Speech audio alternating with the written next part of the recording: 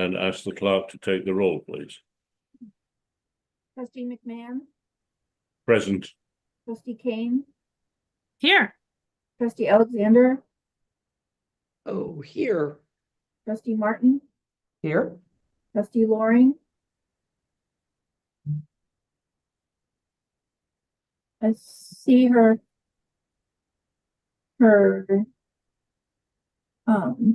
mic is muted.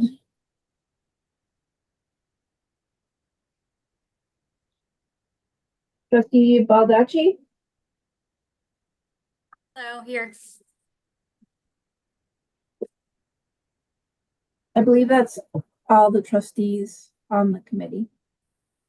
And so we have a quorum, Yes. and I would remind meeting participants to keep their mic muted when they're not speaking.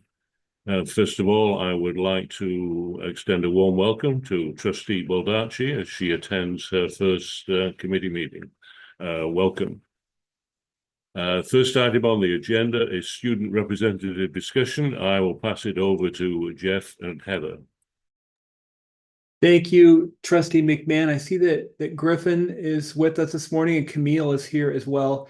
For the benefit of everyone on the screen, at the meetings that Trustee McMahon and I had with the student representatives and the faculty representatives in September, we agreed that going forward, we would reserve longer periods for discussion when there was a specific topic of interest to the students and/or the faculty.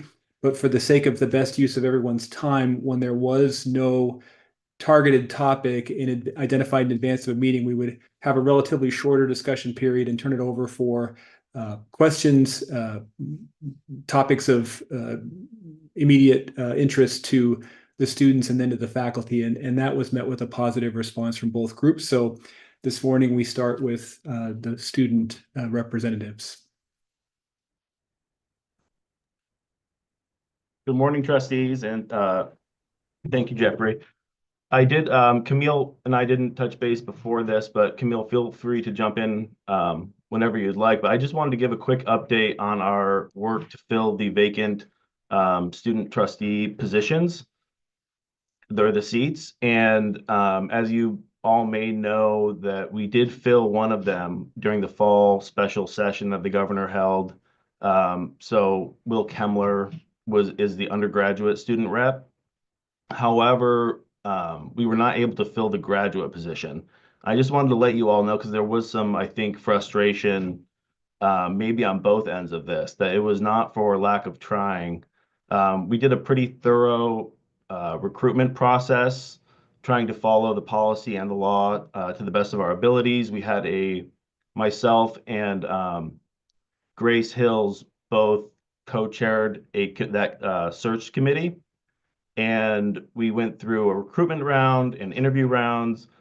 And what we came to with the graduate students was that we had two very good candidates that I would say were probably head and shoulders above the rest of the candidates as far as professionalism and an ability to serve as a trustee, both schedule-wise, experience-wise, in the role of a graduate student.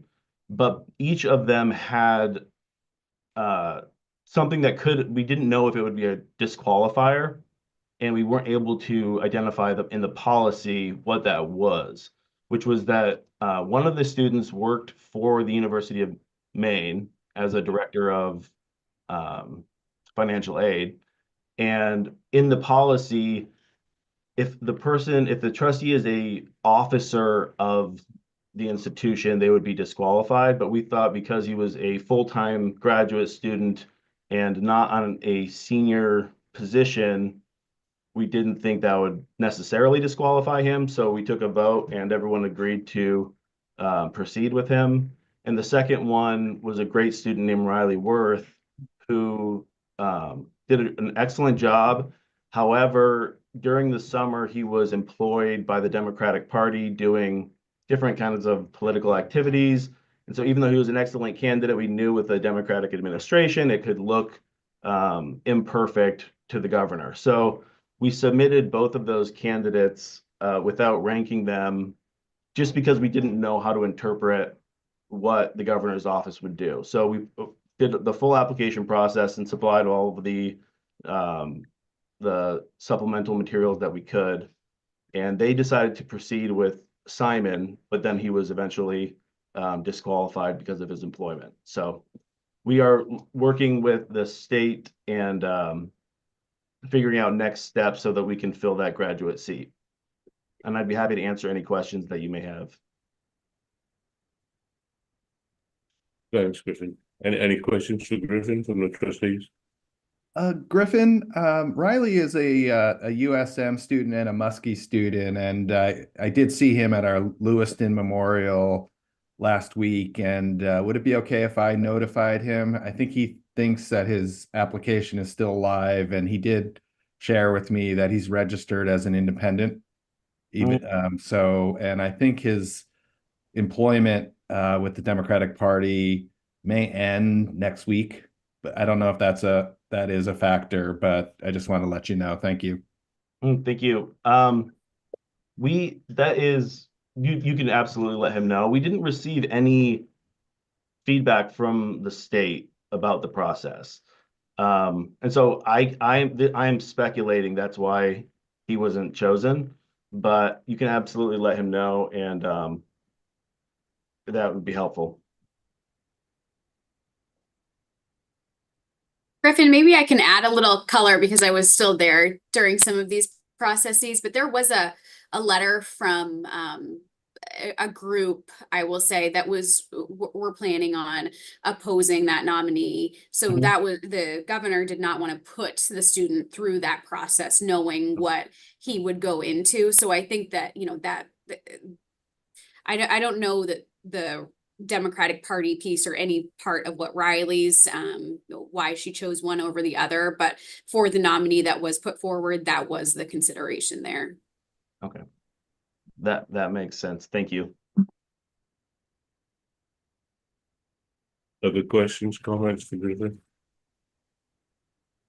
David, I would just say, I think I just want to confirm, Griffin, you don't have any reason to think that it was because of the partisan nature of the employment that's why Riley wasn't considered, because that should definitely, on either side, should not be a consideration, that's not a technical consideration. It's not listed anywhere. Right. And it was not, other than that, I mean, he was a qualified applicant by he was a student rep from USM for a long time to the board. Yeah. Before. Okay. So other than that, I don't know, but it's a good. Well, and it may have been just logistics of they put one forward and then decided not to, and then it was too late for session. So, and I think that they had decided to move forward with, Simon. Yeah. And we figured if they made that decision with his resume and that being a prominent, and maybe at least you can provide a little bit of insight into that, with his employment being a prominent piece to that, we assumed that they had sort of conferred and thought that was okay, that he was employed because he is a full-time student pursuing his doctorate. So I don't know beyond that, though. No, I think that's right. And the letter that came about came pretty a few days before the hearings were set, I think, or maybe a week. So it was just timing. It was just too late to put someone else forward, knowing timing of the education committee and then waiting for the Senate to come in for their special session. So the timing just, it was purely a timing piece of not being able to put forward someone new.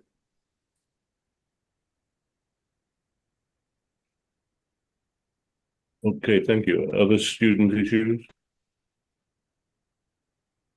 Camille, do you have an issue?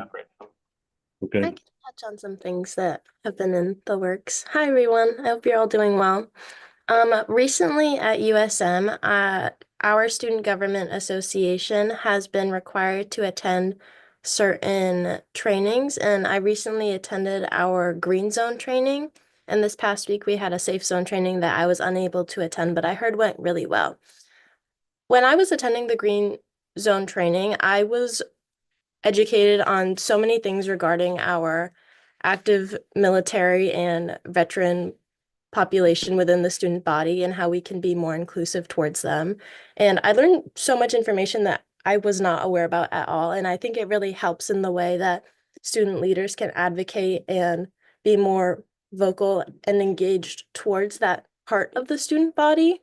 And I messaged some of the other reps to see if this was available on the other UMS campuses, and they didn't really know what it was. So we kind of started that conversation of like, how would we get that implemented across other campuses, just so we can be more inclusive towards all people in the student body. But yeah. Camille, I think I can Camille, help for with sharing that. that. Just, I have gone through the Green Zone training and it's extraordinary. And I don't know if HR is on this call, but they've given us permission for employees to do some in-person trainings so that faculty and staff can be compliant. And, but I could certainly reach out. We have a really lively veteran population. And I would say, Camille, too, that training was developed with a student veteran in partnership with our staff. So thank you for saying that. Thank you, Camille. Anything else? Camille, we also have a group that meets system-wide, the leaders of veteran student services offices across the university system. They're called school certifying officials, or SCOs. The SCOs are in regular communication with one another and share resources all the time. So I'll be in touch with Provost Tuchinski and figure out how we can best move resources out for the benefit of everyone. Thank you for raising this. Thank you. Faculty reps, Jeff, I see Professor Staples is with us. I know Professor Leduc is with us this morning, so I'll hand it to them for any items.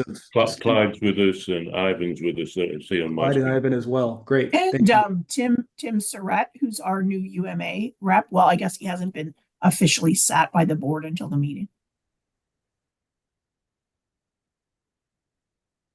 Lady and gentlemen, any questions, concerns, comments? I don't really have much to add here. We didn't have any particular agenda items to talk about, as was mentioned.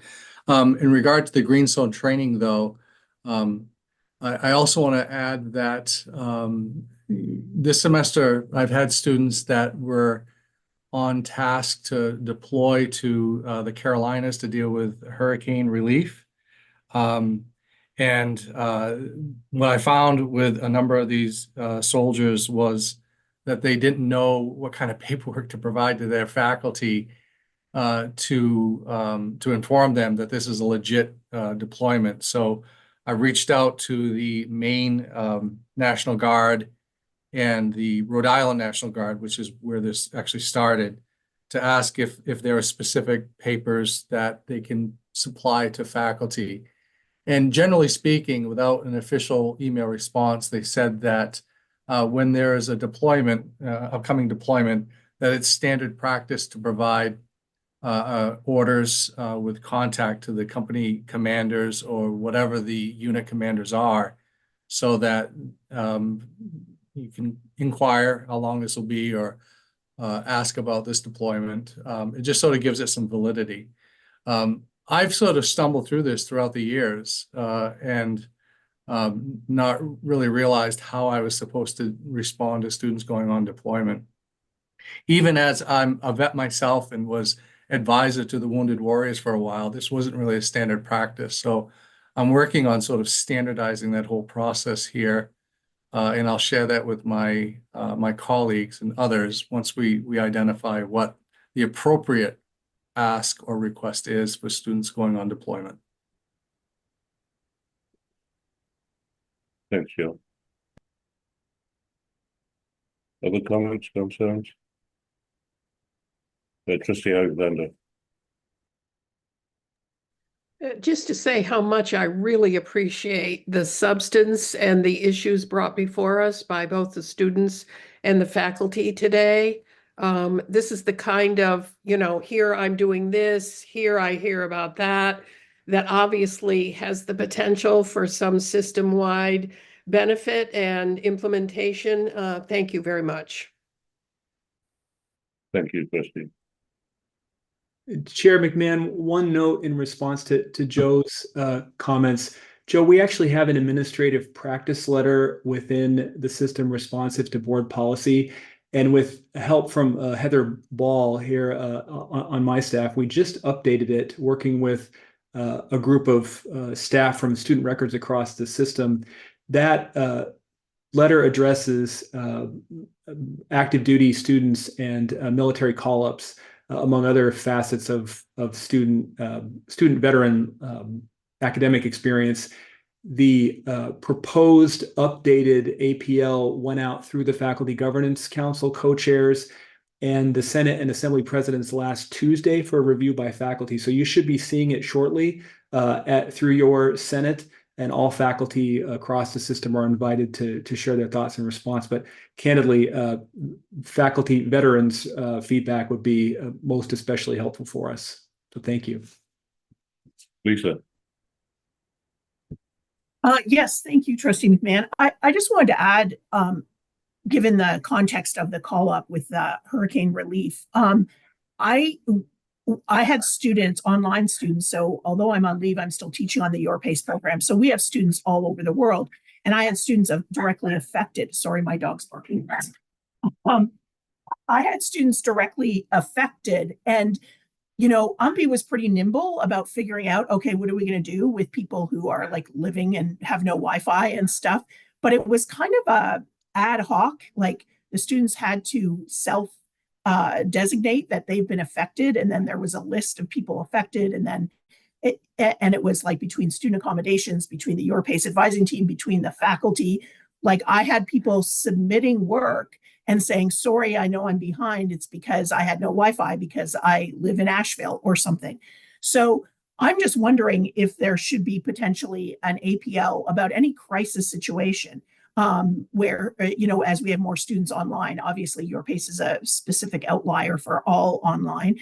But when there is a crisis like that, like what happens? And usually students have to like self-report. And in a case of like a hurricane, they may not have the technology to be able to do that. Is there another way to make that process a little bit easier for them? Thanks.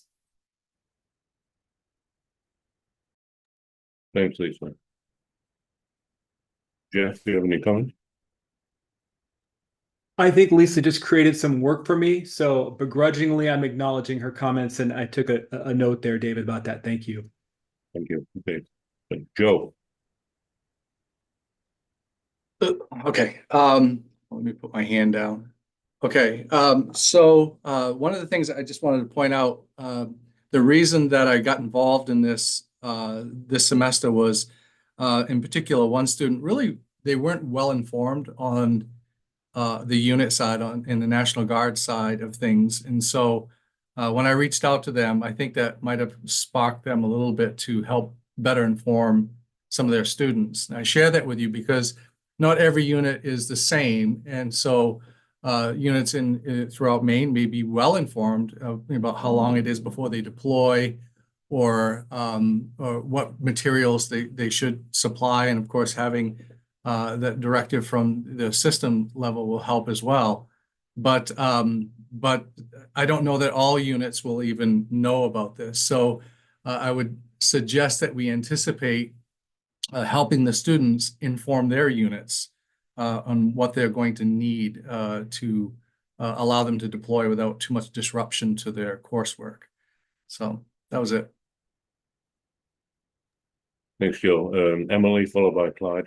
Thanks, David. It might be a good idea to reach out to the student affairs teams on the different campuses who do this work a lot. And I know that the University of Maine has a specific veterans and military support team and office and lounge for veterans and those who are engaged in serving our country that way. So it might be worth reaching out from a faculty perspective to the student affairs professionals, because there may already be some resources that can be leveraged. Thanks, Emily. Clyde? Thanks, Chair. So I didn't want to detract from those very important conversations about what to do with like hurricane relief and when students are affected. But I just wanted to kind of raise a question or put it on people's radar that I'm wondering how the system is going to approach the potential 90 credit degrees. I know that Vice Chancellor Jeff St. John brought it up because I can imagine multiple campuses potentially wanting to offer the same program. And I'm wondering if that would be a problem. So if RNO were to offer a 90 credit business program, would that stop UMF offering it?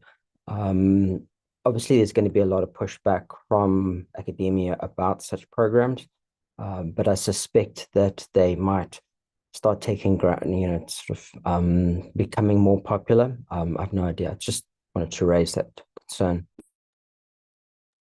Thanks, Brian. Jeff? Yeah, Clyde, I'd be very happy to share a very brief version of the update and conversation we had with the Faculty Governance Council on this subject a week ago, Monday, which is that we are, of course, discussing it because it's a regional and national subject of discussion right now in higher ed and has been since last spring, actually before last spring. Very helpfully, the Chancellor mentioned this topic during his spring 2024 campus visits. I've been in discussion with a couple different faculty groups about it this fall, and again, the conversation with the Faculty Governance Council. No specific details or no specific plan of action of any kind at this point. It's an ongoing conversation, I think would be the best way to describe it. But we're certainly and actively trying to understand it better because we know that faculty are doing the same across our system and universities and colleges throughout the region and nationally are also trying to gather as much information right now as they can, along with the regional and national accrediting bodies who are being asked to consider programs of this type. Thank you, Jeff.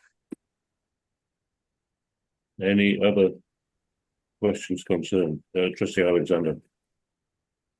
Well, I would just like to confirm to Clyde that the board has not approved any 90-degree program to my knowledge. So until that happens, there would not be any actual implementation of any of those programs. Am I correct?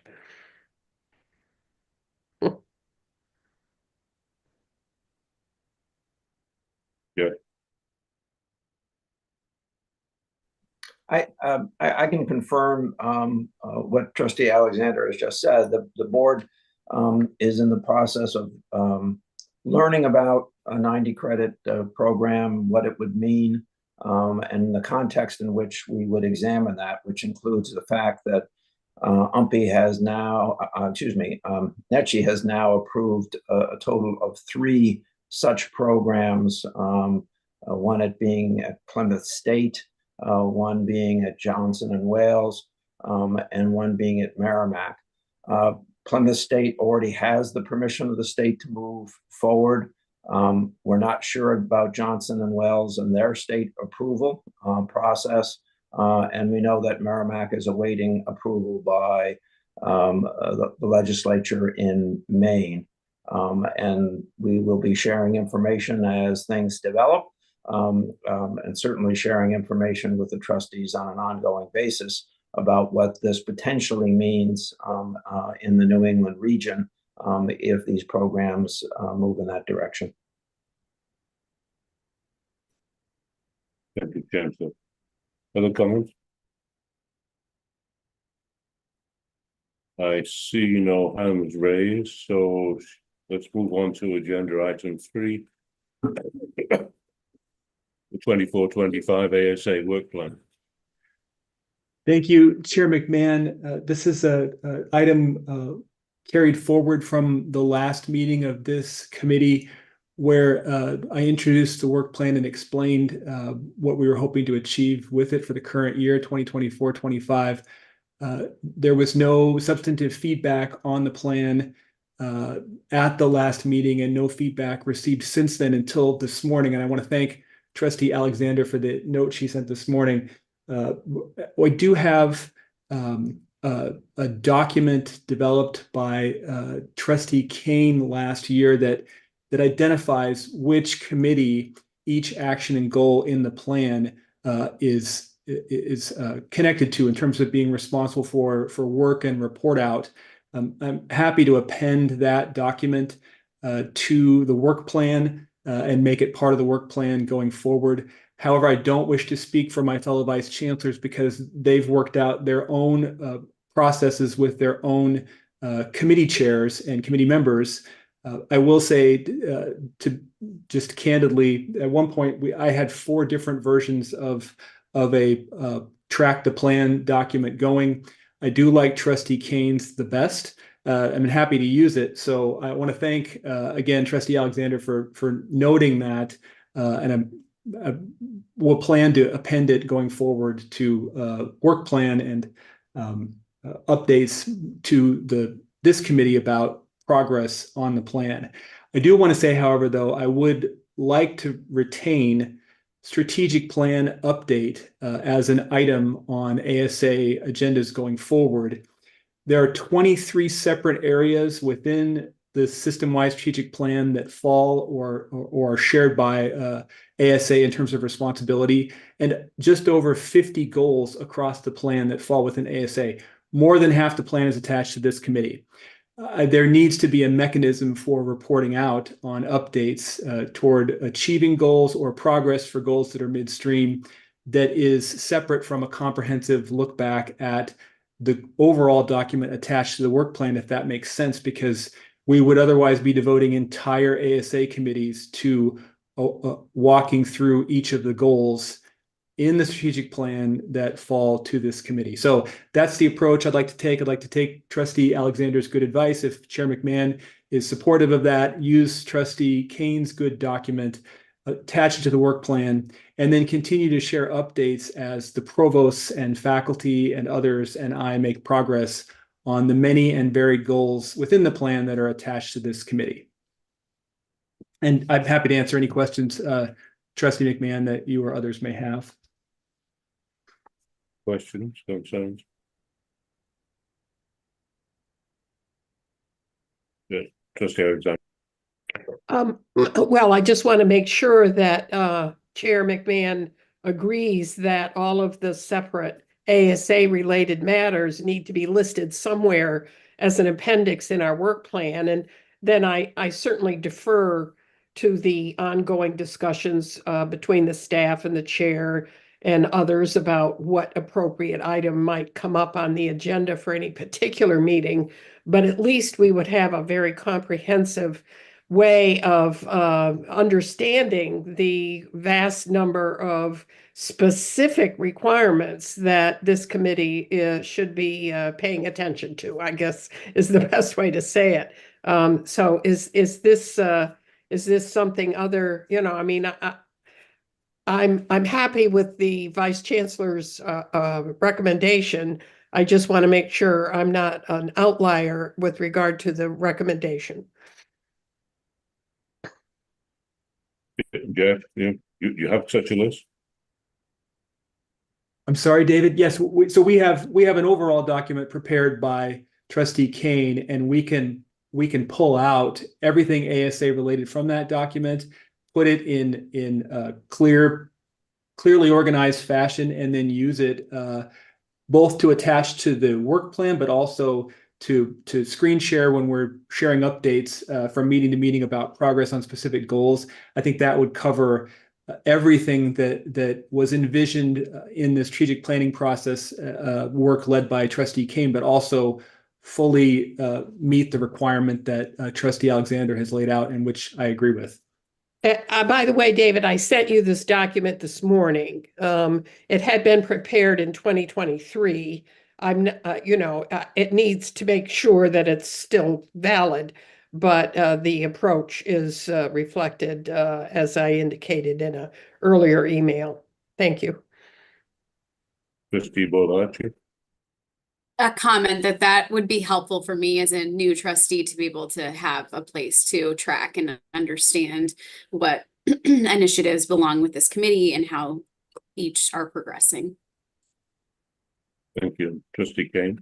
Thank you, David. Yeah, I received the email from Trustee Alexander like an hour and 10 minutes ago too, so I'm just looking at it, but the document that is attached to the email is the one I made. So it is in fact the document that I did in January, oh no, end December of last year. What year is it? 2024. Last year in the winter. And our committee had looked at it, strategic planning looked at it in January and subsequently. So I'm happy to have that used as an appendix. It is in fact just the exact list of initiatives from the report, with very clear, very plain indicators of which committees they belong to. So happy to reshare that in whatever way makes sense and have it added on, and want to be helpful in any way we can to make sure we're all on track. So it's great. Thanks, Emily. Other comments?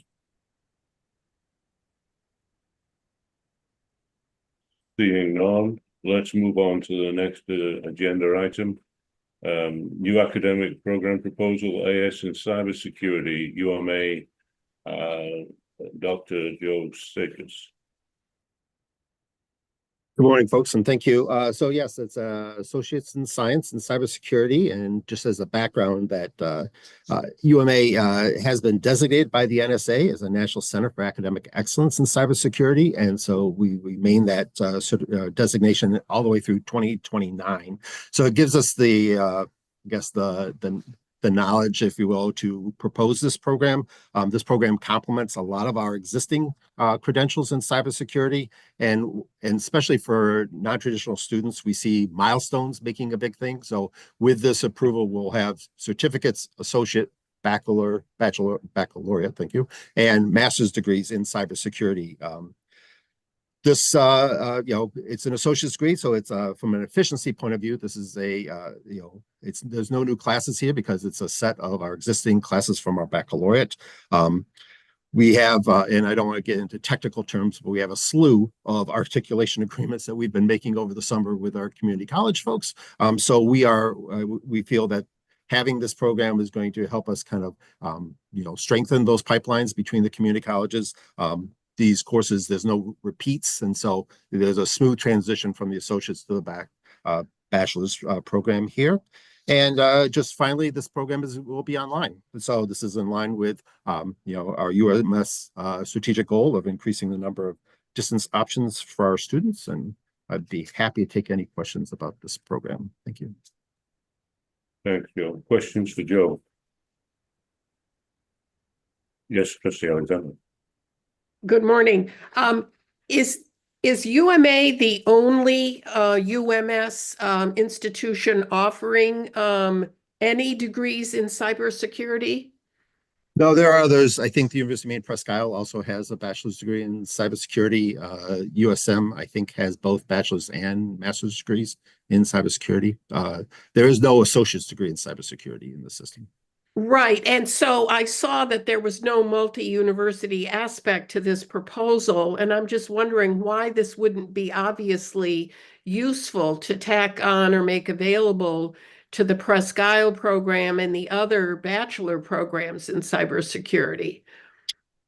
Well, I guess it is by default, other than when we built the bachelor's degree in cybersecurity, it is, the University of Maine Presque Isle's program is based on ours, as well as in the USM one and UMA's were built together as well. So whatever works with us kind of works with them as well. Well, it would be helpful to have this proposal in front of us showing the multidisciplinary aspects of offering this in coordination with or to the students or potential students involved in these other universities whose courses were all based on your initiative to begin with, based on what I'm hearing from you.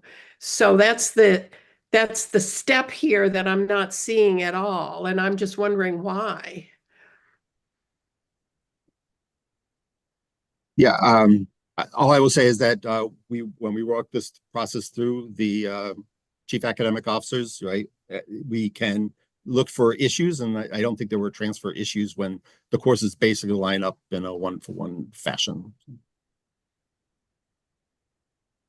Trustee Alexander, we may have been there may have been opportunity to be more explicit about this, but this is both really a unified accreditation advance and also a multi-university programs advance, although indirectly, because what Provost Zakis is doing, along with his other fellow provosts in other contexts, is strengthening the flow of students from the community college system into his university at a programmatic level, and then capitalizing on what is currently an uncoordinated set of courses and faculty talents that can be arrayed around an associate's program, which then feeds into one of the first multi-university collaborations we had in our system, which is cybersecurity between UMA and USM. So I'll accept responsibility for not asking Joe to show his math more explicitly on that point. It's so well known to him and to all the provosts that it's sort of like the back of our hands. But this absolutely advantages students who are have some number of courses that are not currently arranged in a way that would confer a degree at UMA.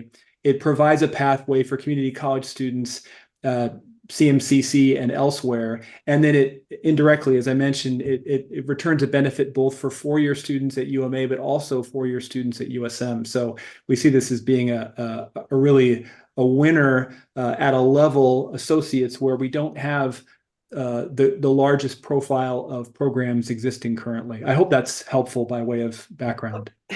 If I could follow up, all the other universities offering bachelor degrees in this program also have local community colleges that would have the same potential advantage. So I'm not talking about a problem with this proposal for UMA.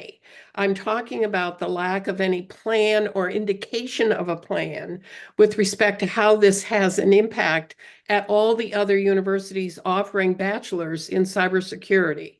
So there's nothing here about how this is going to be rolled out, made available, or integrated into what other universities are doing in this area. And that, that's my concern with this. If there's a way to provide a better description, an amendment, or a plan with regard to this that would come before the board in November, that would be my recommendation. But I'm very concerned about the narrow nature of what's being presented to us here. Trustee Alexander, heard and understood, but as I'll emphasize from prior conversations with this committee, not all programs that come forward are intended to be system-wide programs of system-wide benefit. Because of the nature of the populations that we reach, first and foremost, we do quite a bit of work with the provosts on individual programs that come forward that are intended to serve a particular population base, and by design don't have an immediate multi-university effect. Multi-university programs are overwhelmingly the minority within our system, and they are a minority because they are costlier, both in terms of resources and administration to deliver, and also because the complexities of enrollment are significant. We don't open every new program up to all institutions signing on who have faculty capacity for that reason. So what Provost Zakis has done here is identify an existing set of resources that could be organized in a way that would return a benefit to his university, to community college students, and to one other university in our system, which is a win from our perspective. If we went back to the drawing board and came to you in November, we would have a weaker, not a stronger proposal in this arena to be sharing with the trustees. And that's my 2 cents, and Joe may have a different view about that, but I wanted to share that perspective. The only thing I just say is that these are existing courses that already have existing transfer within the system. This is just taking those and credentialing them in an area that doesn't have a credential at all. So it's not, if we were creating new academic programs, then absolutely, we would be looking to align and make sure that pipelines were established within the university main system. But in this case, where the curriculum has been designed at the bachelor's level, which means those courses have already got clear transfer ability. I guess that would be what I'd add. So thank you. Joe, do you want to comment also? I believe in your write-up, you said that there is literature documentation that if you award an associate's degree, people go to a graduation ceremony and they get fired up to complete the baccalaureate degree, particularly if it's taking 2 or 3 courses a year over a long period of time. Can you comment on that aspect? Yeah, I think, so I think Jeff also mentioned this, which is that, in the state of Maine, we have a lot of students who have some college credit, but no degree, no credential there. And so you try to find that population, try to give them as clear a path into credentials and things like that. So in academics, our path is, well, get them a certificate, show that they have documented success academically, then move them to an associate's degree, a bachelor's and a master's. Doesn't always have to be an associate's degree, but what we've seen with the community colleges and whatever is that there's now this, huge population of those who are at least starting off with an associate's degree. I think what we also find out is a lot of those students don't continue on for whatever way, shape, or form. And but we should have an opportunity to help those students along the journey. And again, every credential that they get along the way just strengthens their resolve and their commitment to keep going. And in this area, I will just add that, when you're talking about 33 or 35%, depending if you go to our Lightcast that we do internally for market analysis, or 35%, which is you go to the Bureau of Labor Statistics, the growth in this area and the need in, just business in general, but healthcare, finance, government, makes that any more credentials that we can produce in the University of Maine system in this area, I think is a good thing. So thank you. Griffin. I would just add in support of what Joe has said, which is that what I've heard in the workforce for this specific degree path is that an associate's has a lot of value. But NSA training, they can go into a career directly after 2 years. And so to go into a bachelor's degree and maybe something comes up in your life where you need to find that employment, it would allow a student to more easily come back, you take advantage of the education they've received, but also come back, and which isn't the case for all programs. If it was an engineering program or something like that, 2 years wouldn't have the same value as a credential. So from a student's perspective, I would really see the value in, you've done 2 years, you should get some type of credential and continue on if you can. Griffin, just for clarity to the trustees on the committee, can you talk a little bit about where you're employed, what you do for work?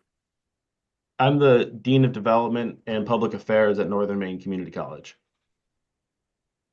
But I do a lot of working with the community around, aligning all of our program needs to the local workforce and the local community. And so I'm just familiar. I've visited some other campuses that have NSA, certified cybersecurity programs. It's a really great opportunity, but I know that the federal agencies and other employers will scoop them up after 2 years.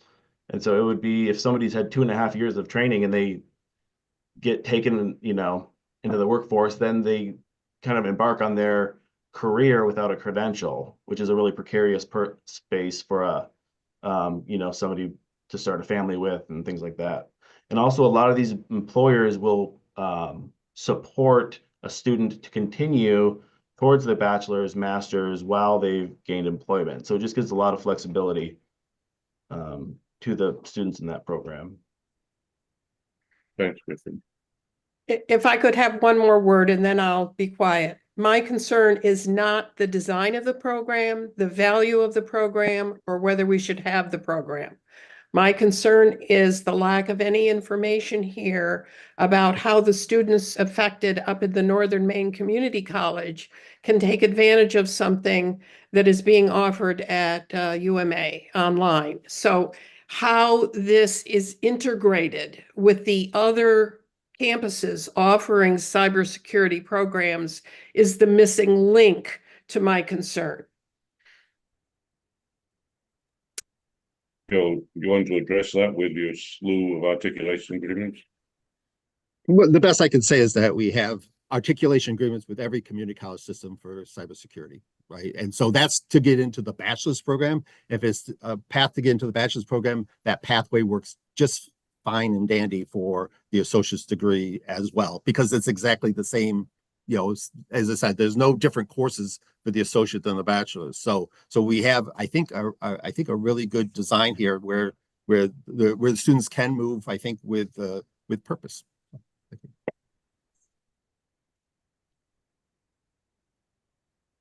Can I just add, David, that the transfer main agreement that Chancellor Malloy and President Degler signed in July is expressly intended to address what Trustee Alexander is rightly addressing here. So, we have, to use Joe's word, a slew of matriculation agreements all across our system, connecting our universities to the community colleges. But we also have, and are currently rolling out, a global transfer agreement between the two systems. So even in programs that don't have an existing articulation agreement one-to-one, or that have an agreement that has expired or become outdated because of curricular changes, we have a whole set of administrative processes that catch and cover the students, all while retaining faculty control over transfer processes and faculty authority over curricular processes in such a way that we over time can be much less concerned about specific lack of individual articulation agreements program to program, because the students have a global promise across our system of appropriate transfer to a program for which they qualify academically. So that I'm violently agreeing with Trustee Alexander here in her concern, but also trying to express that it is being allayed through our transfer process, and also covered through the summary that Joe just gave. And if all of that was included in this material, I could vote yes. But barring that, I'm not in favor.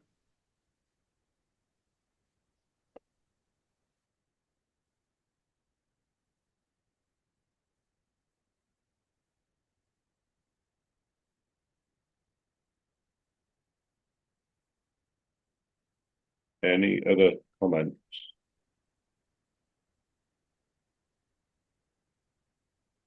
If not, I will read the motion and we'll see what happens.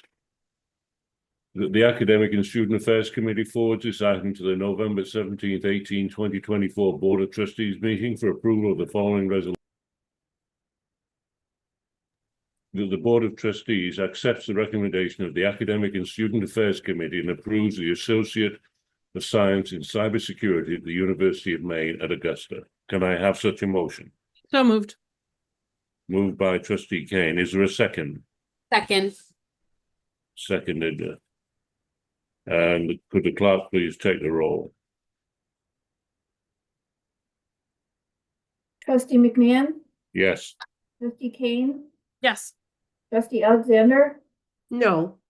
Trustee Martin, Yes. Trustee Cates, Yes.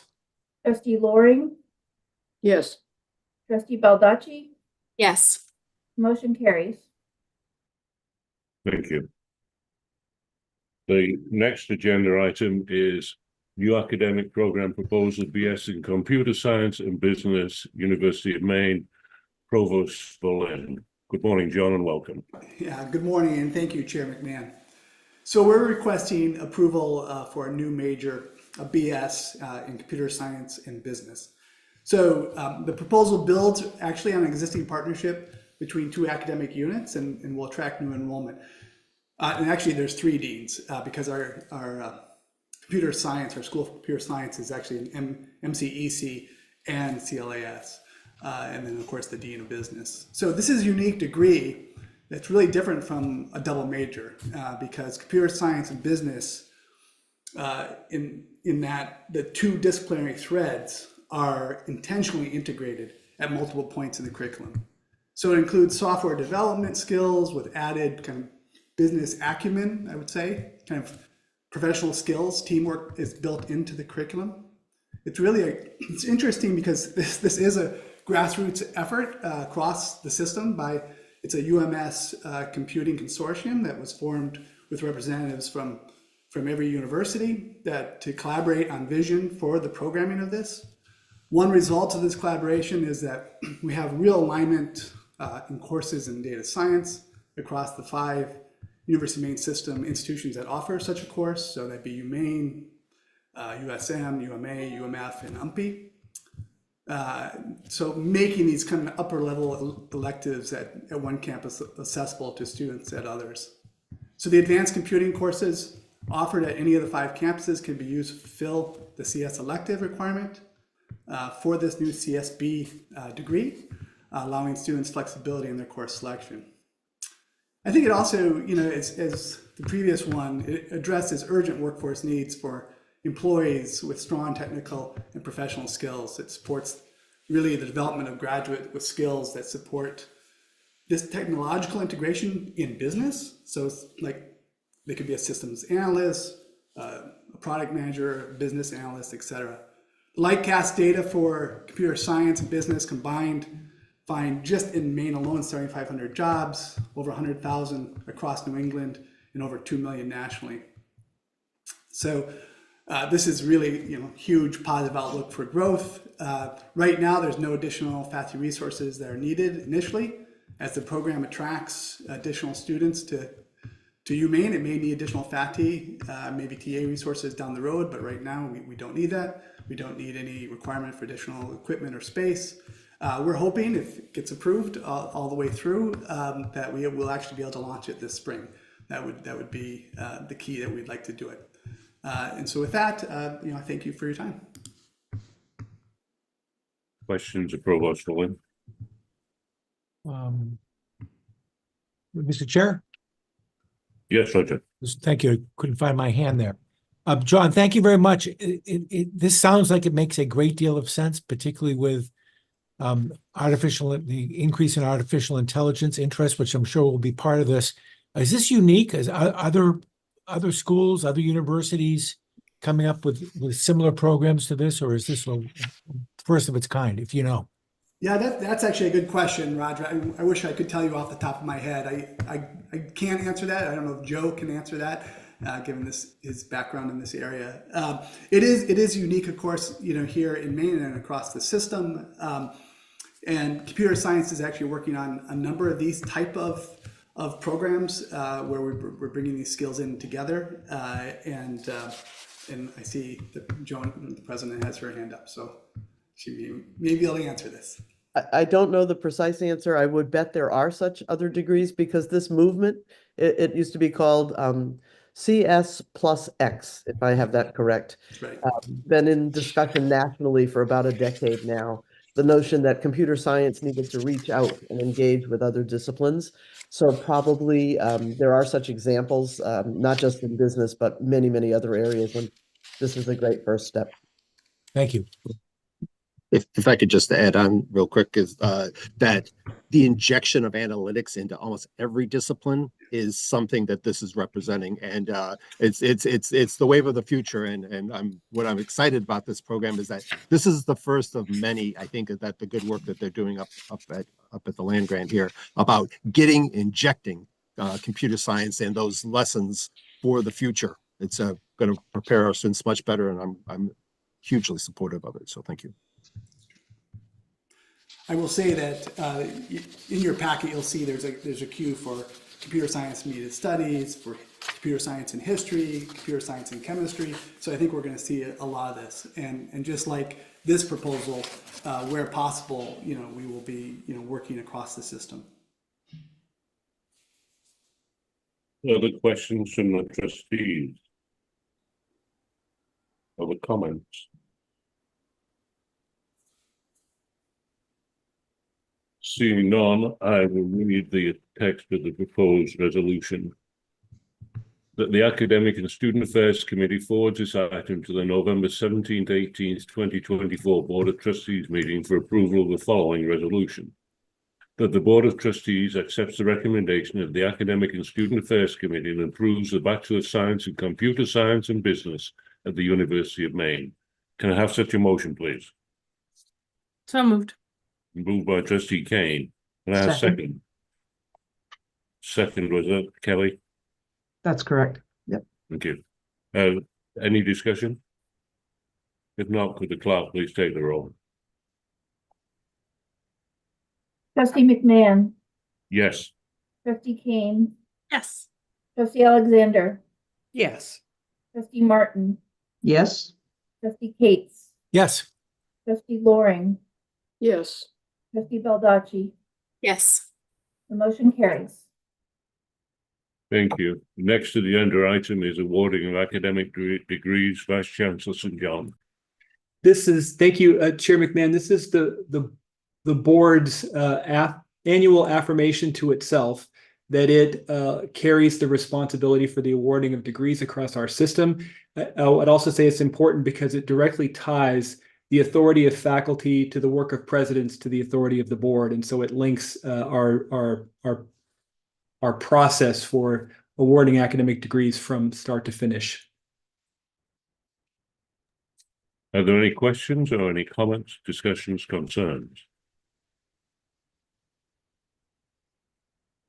Seeing none, I will read the proposed resolution that the Academic and Student Affairs Committee approve the following resolution to be forwarded to the consent agenda for the Board of Trustees approval at the November 17th, 18th, 2024 board meeting. That the Board of Trustees of the University of Maine System authorizes the awarding of degrees during commencement ceremonies for the 2024-2025 academic year to those students fully recommended by the appropriate faculties and presidents of the respected institutions of the University of Maine System. Could I have such a motion, please? So moved. Moved by Trustee Kane. Is there a second? Second, Seconded, that was Roger. Kelly. Kelly, sorry. Any discussion? Clerk, please take the roll. Trustee McMahon, Yes. trustee Kane, Yes. trustee Alexander, Yes. trustee Martin, Yes. trustee Cates, Yes. trustee Loring, Yes. trustee Baldacci, Yes. motion carries. Thank you. I apologize. I'm totally between two screens and it doesn't always work fast. Next item, informational item on a name change, Vice Chancellor St. John. Thank you, Chair McMahon. We have co-provosts Yardley and Quackenbush here from University of Maine at Farmington to just briefly explain their thinking.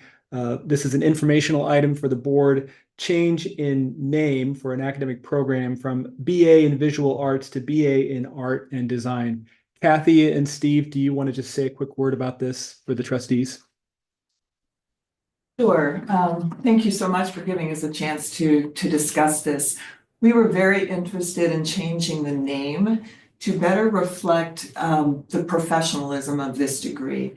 And we also, within the art degree, we have a lot of opportunities for design, graphic design, animation, user design.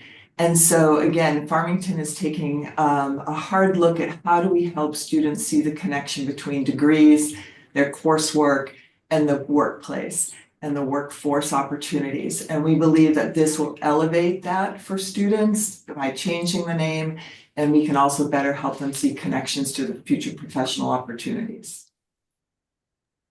Thank you, Kathy. Are there any questions or concerns? Information only, no action required. I did have a question, Mr. Chair. Go ahead. Yeah, thank you. Just out of curiosity, how long has the degree been BA in Visual Arts? If anyone knows. That has been historically the name. I'm not sure how long. We would have to look that up. I'd be happy to look that up for you, but that is time name for the degree. It's been a while, I take it. Yes. Okay, that's all I need. Thanks very much. Sure. Other questions? If not, next agenda item, another name change. Jeff? Thank you, Chair McMahon. This is President Hedin continuing a smart, targeted set of naming modernizations so that students are better able to recognize in the marketplace the programs being delivered by our faculty at the University of Maine at Fort Kent. And with that, I'll turn it over to President Hedin. Good morning, everyone. Yes, just like Jeff was mentioning, we're proposing a name change from behavioral science to psychology, which is more recognized by students coming into those programs. It also is a better reflection of what the program is. All courses remain the same. Faculty are in place to do all the teaching. We're simply requesting the name change for the BS in behavioral science to psychology. It also provides greater opportunity for us to partner with other universities who also have psychology programs. And currently we are working closely with UMPI in establishing a very robust psychology program. It already exists for them, psychology. Our name change will help us to align with UMPI so that our faculty and the talents on both campuses can work more closely together in delivering courses. Thank you. Questions? Seeing none, again, an informational item. Strategic plan update, Jeff. Thank you. I'm delighted to say that this morning's update addresses commitment 1, action 1, goal 1 of the strategic plan. So we have substantially moved forward in addressing the very first goal the trustees identified in the 2023-28 strategic plan, and believe Assistant Provost Deb Hadeen from UMaine is on. There she is on screen with us. I'll turn it over to her in just a minute, trustees. So trustees may recall from prior strategic planning committee meetings earlier this year, in talking about this goal, we have had a twofold interest in surveying all first-year students, originally in the second semester of their time with us, but we revised that to try to reach them at the end of their first semester, so that students who decide to leave us at the end of their first semester don't take their feedback with them and become people who we can't learn anything from after they're gone. So we have a two-part goal. One is to survey all first-year students at the end of their first semester with us across our system. And the second then is to survey all graduating students. Students graduate throughout the year, but as a starting point, we would like to look at spring of 2025. So we have two parts. Fall of 2024, this fall, we will begin a pilot surveying all first-year students, and then spring of 2025, surveying all graduates. Some of this work is done locally and done very well by our universities, but to my knowledge, we've never had a system-wide mechanism for doing these two things using the same survey design and survey instrument that would support system-wide collection of data that could be used by our provosts, student success staff, professional advisors, faculty, and many others to figure out what kind of experience our students are having, how we can improve it, and then on the other end, how our students felt about the experience that they just concluded with us, what their professional and career aims are, what their personal plans are, so we can gather information about them as they enter the main workforce and go on to do other things, including graduate programming and other pursuits. So for help with this, trustees enlisted the aid of the System-Wide Academic Assessment Committee. The acronym for that group is SWAC, which is one of my three favorite acronyms here in the University of Maine system. The SWAC group is chaired by Deb Allen at UMaine. It has representation from assessment professionals at all of the universities in our system that have people who do that work at the campus level. So USM, Farmington, Orono, including UMM, UMA, and UMPI have campus level staff who are part of that group.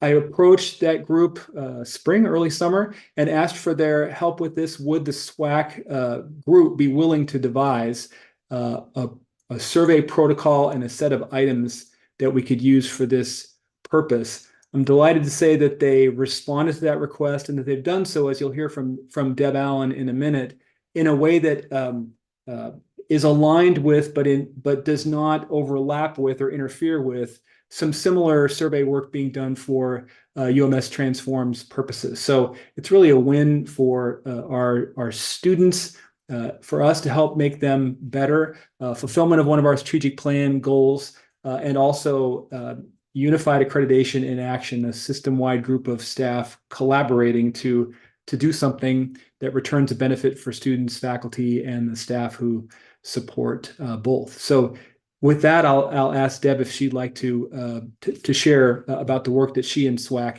have done. Sure. Thanks, Jeff. And I have one quick slide that I was going to talk to, so I'm going to share that very quickly.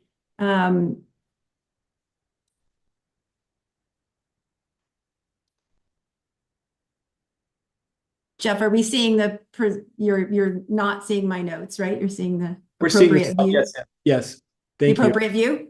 Okay. So as the Vice Chancellor just said, he approached SWAC in the spring, and our goal was to collaborate on some draft questions to be included in this first semester survey of students. The purpose is really to collect information on their perception of their first semester, as it's so important to the success long term. This actually coincided with the hope among in the UMS Transform Student Success and Retention Assessment team that we could develop one survey that we could use for multiple purposes. We collect a lot of data on the initiatives within UMS Transforms related to research learning experiences and gateways to success in particular. And students have been receiving a lot of surveys. So what we were hoping is we could find one survey that we could use system-wide to collect information from students and have it be less of a student ask, and hopefully increase our response rate as well. As Jeff mentioned, these items were developed by a subgroup of SWAC. We expanded it a little bit to include UMSIR staff members as well, and a few individuals who are not on SWAC but do have a particular interest in student success and retention. For example, Paul Dexter, who is the Director of Academic Retention Initiatives at the University of Southern Maine, was a member of that working group. And I'm going to toss it to Paul a little bit later to just say a few words about how he is using some of these survey items at USM. Put pretty quickly on in this conversation about what the items would be was a conversation about how would we administer the survey. After a discussion with the Vice Chancellor, we decided that it would make sense for each campus to be responsible for administering this on their own, with support from the system for campuses that may not have the staff to accomplish this. But this would allow it would serve two purposes. Each campus could follow their own protocol and norms with respect to surveying their students, and they all could include their own custom questions. So this is a common set of items, but there may be additional items that a particular campus might want to ask students due to some new initiatives. So this gives flexibility on that front.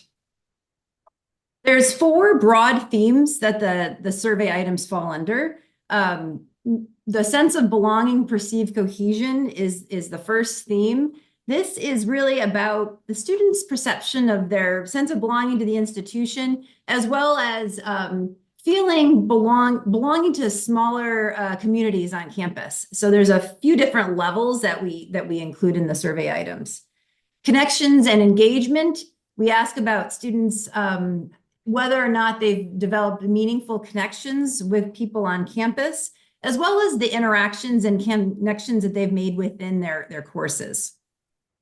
There are a few items about specifically about academics, about personal learning, and the development of their skills and the opportunity that they've had to engage in certain skills. And then there's a couple questions about overall satisfaction. Specifically, we ask if they would recommend the institution to another student. The sense of belonging items are items that we've used in the UMS Transform Student Success and Retention assessment. We found a positive relationship between the sense of belonging items and retention, first to second year retention.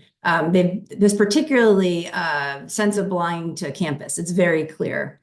Some of the other engagement in academic items are items that the University of Southern Maine has used in the past as well. Paul, do you want to say just a few words about how you've used those data?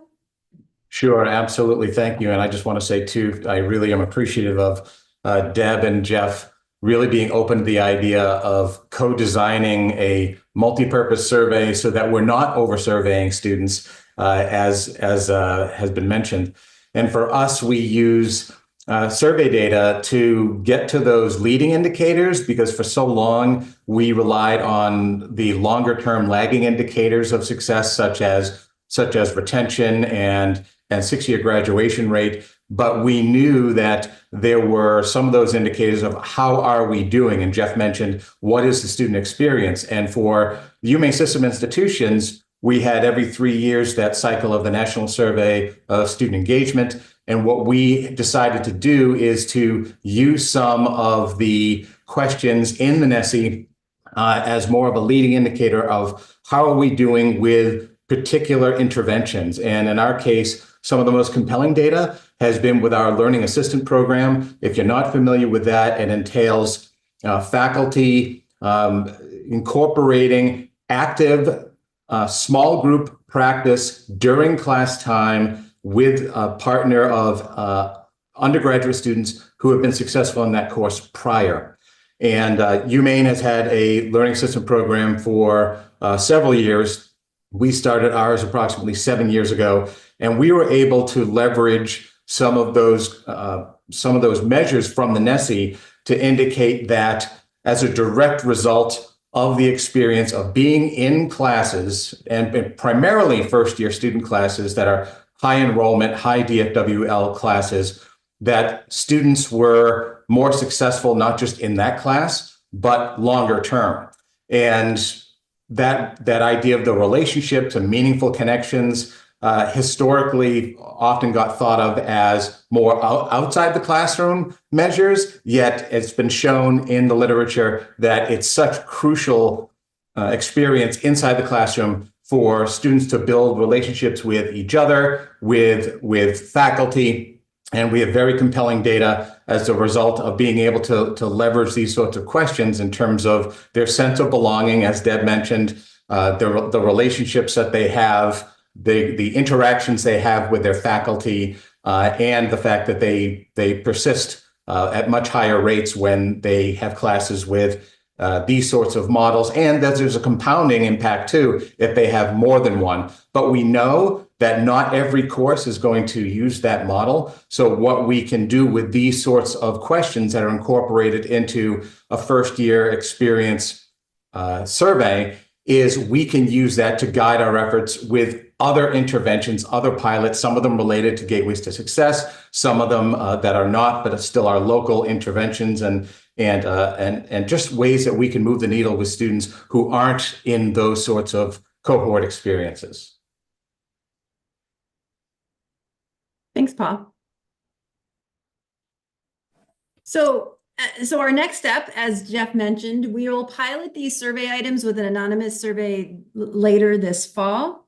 And then what we will plan to do is we'll refine these items in the winter. We will develop an IRB proposal so that we can also collect student identifiers.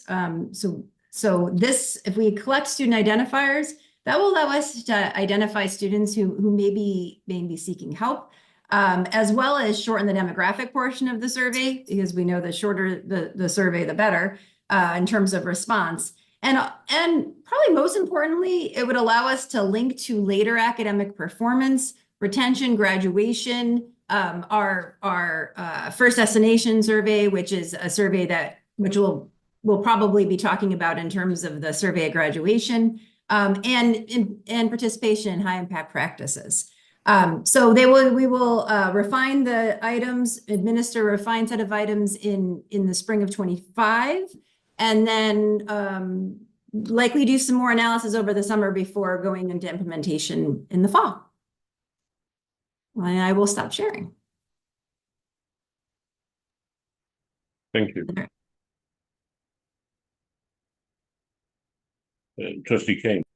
Thanks so much, David. I just want to say I think this is great, and it's exactly the kind of thing we were envisioning when we thought about this in the strategic plan development, was that it would not only be comprehensive, something we could build upon, but would also be something that was collaborative across the system and could be used across all of the campuses, so we can have system-based learning for these findings. And I think just want to say thanks. I know it's a lot of work. I trust all of you. You're doing, and you certainly all the best practices are in place. And I think it'll be really interesting to see what we find. But this is exactly in the spirit and also in the specifics of what I think we were envisioning for this type of survey. Thank you. Trustee Alexander. Thank you. And I agree. It looks like a good plan. The one request and one question. And the request is that slide was not included in our meeting materials. And I'm wondering if we can make sure that this is captured in, that slide is captured in the minutes, so that we have a good record of what exactly was presented to us, which is exactly the documentation that I find extremely useful. Is that okay to do that? I'll make sure it happens, Barbara. Okay. And that's my responsibility. We originally talked about a verbal update, but Deb is lucid and wonderful with slides. So in the end, we put it on one slide and Yes. so, yeah, so thank you. Well, it just saves you the problem that my request, if it was verbal, was to ask you to develop a memo for the record. So I know, so the slide's great. The second is a request, marketing the survey and getting people to respond to it is a really important issue. And unless somebody has some recent interaction that sparks them to want to respond to your survey, a lot of times people just, toss it. So I just would emphasize the need to market the survey and hope that your group will be talking about that in the future. Thank you. Thank you. Thanks. As a new trustee, I just have a question on, I think it's a great tool and I am excited to see kind of how it will be received. But once you, I guess, get results and understand from a system-wide vantage point, I mean, how will that be tailored if you have, certain campuses who maybe have scored lower on certain pieces? Have you all thought about how that will be, how you'll respond, I guess, in that way? I can say with great confidence, Trustee Baldacci, that the provosts and student success leaders at our universities increasingly treat student success and retention as a science and not as a series of good wishes or good intentions. So it's evidence-based practice. We have, for example, a contract with EAB where we have messaging streams that can be shared with students through text messaging. We have whole sets of practices around RLEs, research learning experiences delivered across the campus that involve multiple points of contact with students. We have intrusive advising models where we're proactively reaching out to students, not waiting for them to have a need or express a need, because often the worse they're feeling about their experience, the less likely they are to reach out to us. So some of what you'll hear about, what all trustees will hear about as an update on our retention efforts at the November board meeting is directly reflective of taking data like this and putting it directly into established practices.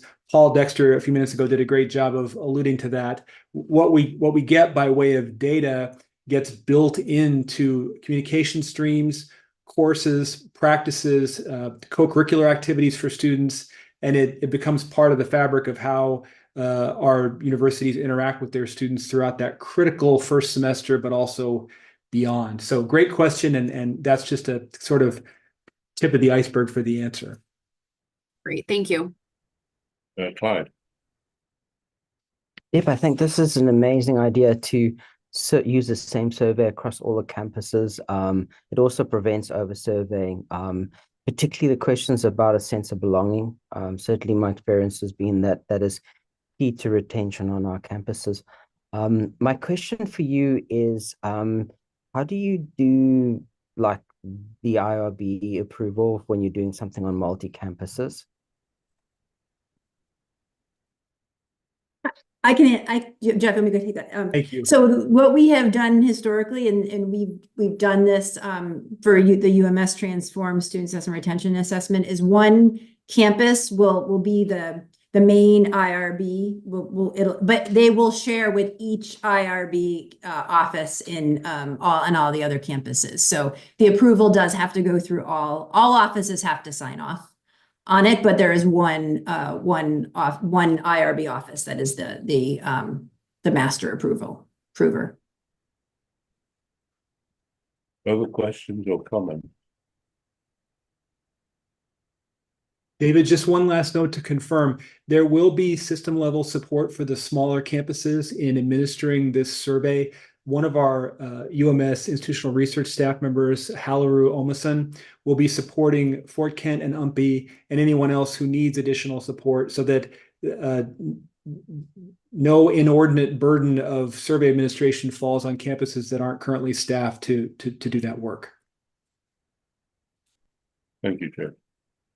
Deb and Paul, thank you very much for your presentation. Very meaningful. Thank you. The next agenda item is the one we've all been eagerly awaiting, which is the enrollment update. We ought to have a drum roll for Jeff and Jamie as they make the announcements. There is quite a bit of good news here, but I'm mindful of the trustees' repeated good encouragement to share all the news, whether good or challenging. So, but I have predominantly good news to share with you, just to remove any suspense for this morning. Total fall head count for the fall semester, we are up 3.1% across the system compared to last year. That's 763 additional students taking courses at our universities this fall. Total credit hours for the fall term are 276,867, an increase of over 11,000 credit hours compared to the same time last fall, or 4.2% growth over the same time last fall. Undergraduate headcount is up across our system 2.7% compared to last fall. Undergraduate credit hours are up 3.8% compared to last fall.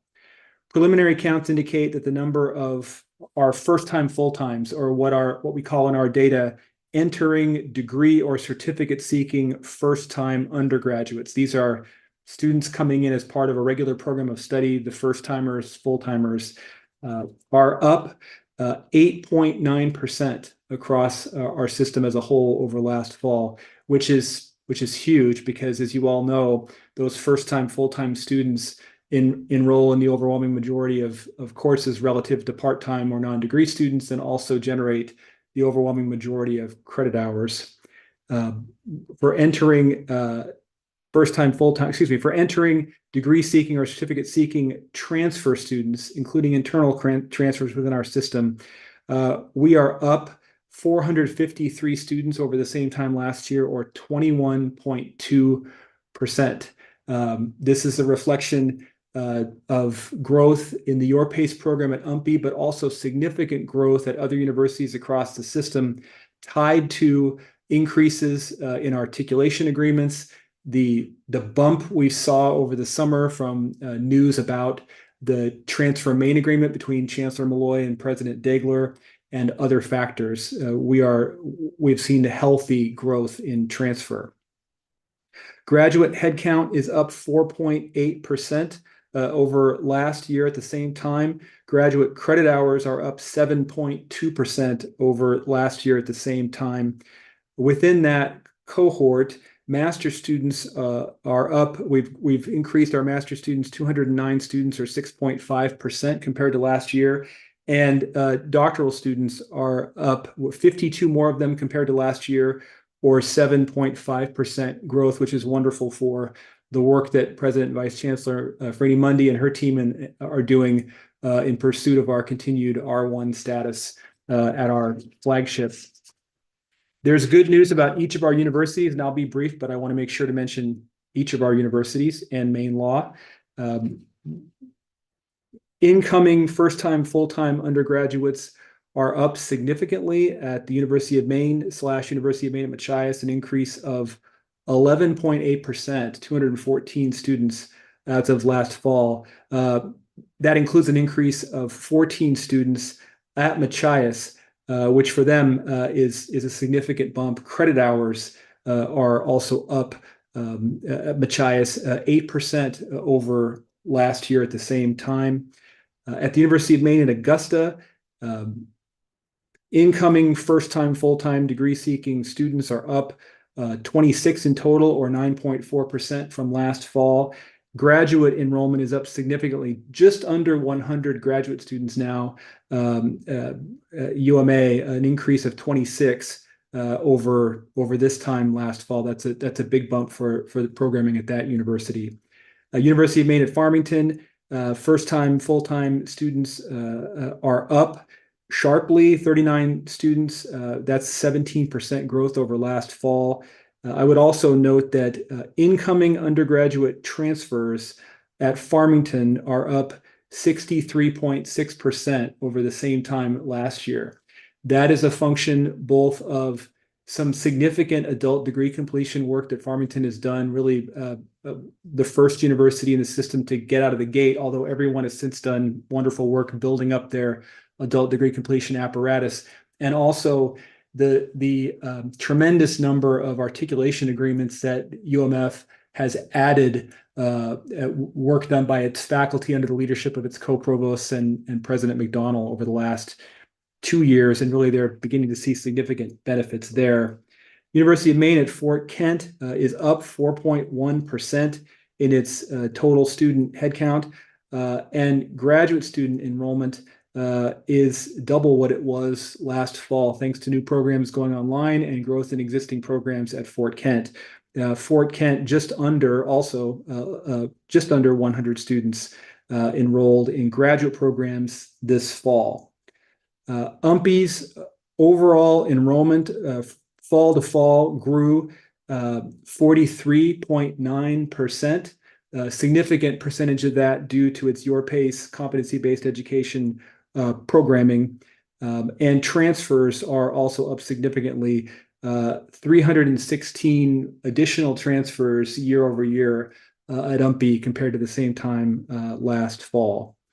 University of Southern Maine saw growth in its overall student population, just over 1% from last fall to this fall. But I would note that entering transfer undergrads grew by 53 or 11.6% from last fall, which is significant. USM's done considerable work. I don't have time to talk about it now, but Provost Tuchinski could if I let him loose, and we'd be on the call for a much longer period of time today about work that USM has done to try to grow transfer numbers. So kudos to them. And last but not least, there are 277 students enrolled at Maine Law for fall 2024, an increase of 11 students or 4.1% from last year. Credit hours at Maine Law are up 4.8%.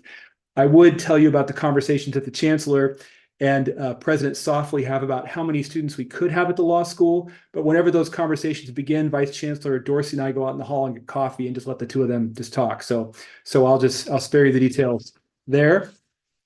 I will say one note about retention this morning for the trustees, although again, you'll hear much more about retention at the November board meeting. And I had a chance, this was hot off the presses, I had a chance to share it with the Orono Faculty Senate during my visit with them last week. Our system-wide fall-to-fall retention, all of our students across the board, typically runs about 72.5% to 74.5% year over year.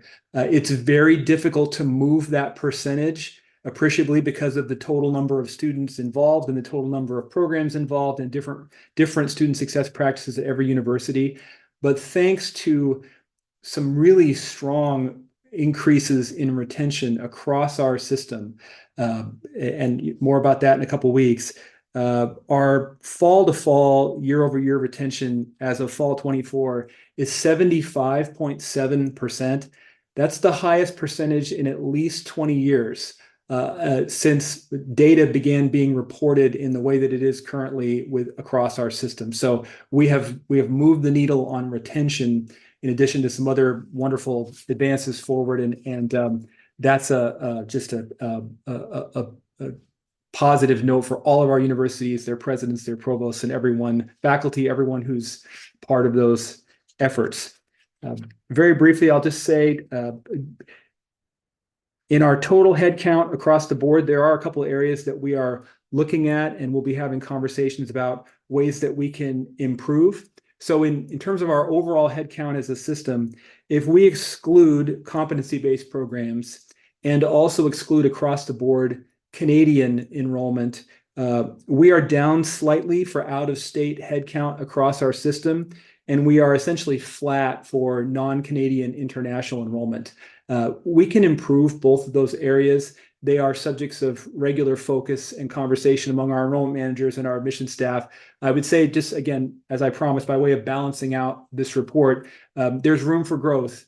Out-of-state, non-your pace, out-of-state, non-your pace, room for growth, international, non-your pace, non-Canadian across our system.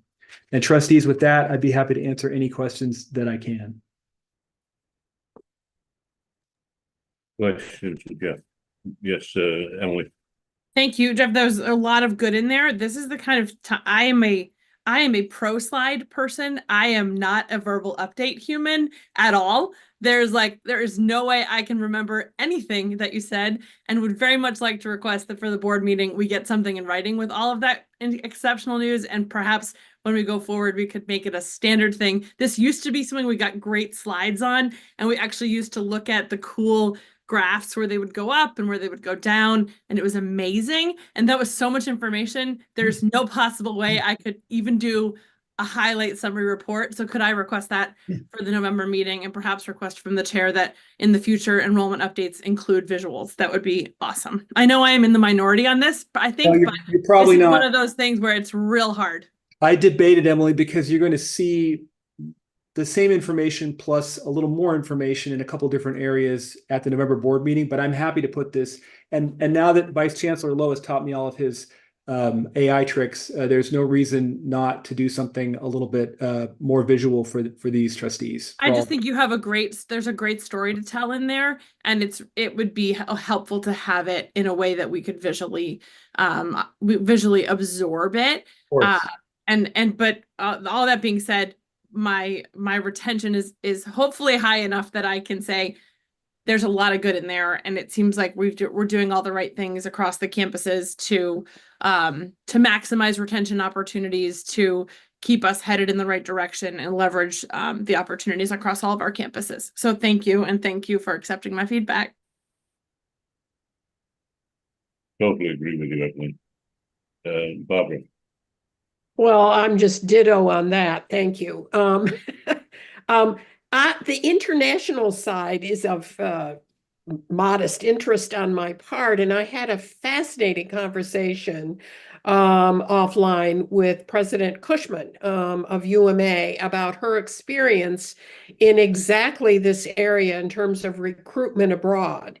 And I'm wondering if that would be something that her expertise can be drawn upon to have internal discussions about what's needed to do that work, because she seemed pretty skilled with respect to it. But thank you very much. I ditto the need for written reports. I'm presuming we'll get all this in November, so that's fine. Thank you.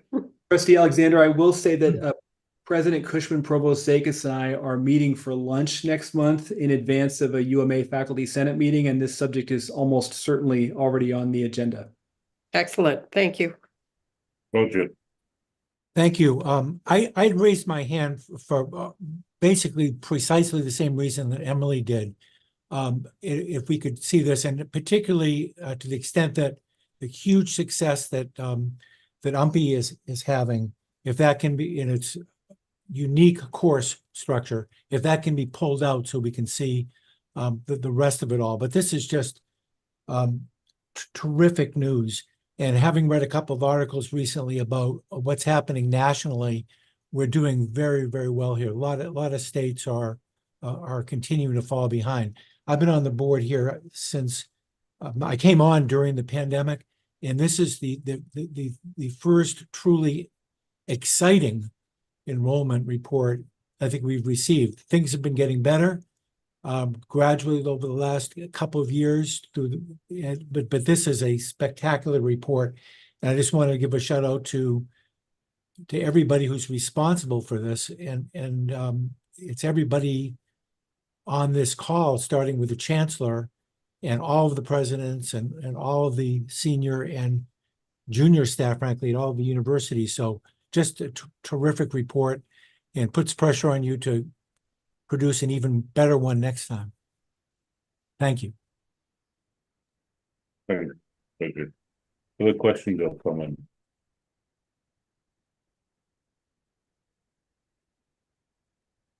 Okay. Hearing none, the next item on the agenda is executive session. So could I have a motion to go into executive session under the provisions of 1 MRSA section 4056A to discuss the evaluation of personnel and the consideration and discussion of appointments, evaluations, employment, and duties? Is there such a motion? So moved. Second.